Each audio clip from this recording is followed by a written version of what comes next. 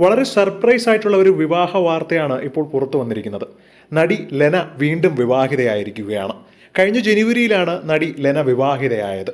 ഈ ഒരു വിവരം താരം ഇന്നാണ് ആരാധകരുമായി പങ്കുവച്ചിരിക്കുന്നത്. പ്രധാനമന്ത്രി പ്രഖ്യാപിച്ച ഗഗൻയാൻ ബഹിരാകാശ യാത്രിക സംഘത്തിലെ air force group captain Prashanth Balakrishnan നായരാണ് വരൻ.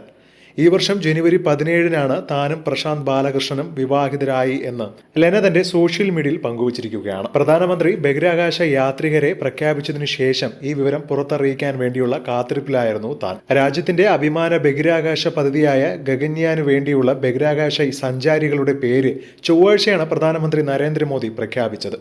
മലയാളിയായ ബഹിരാകാശ യാത്രികൻ ഉൾപ്പെടെ 4 പേരാണ് ഗഗൻയാൻ ദൗത്യത്തിനായി ഇപ്പോൾ തിരഞ്ഞെടുക്കപ്പെട്ടത്.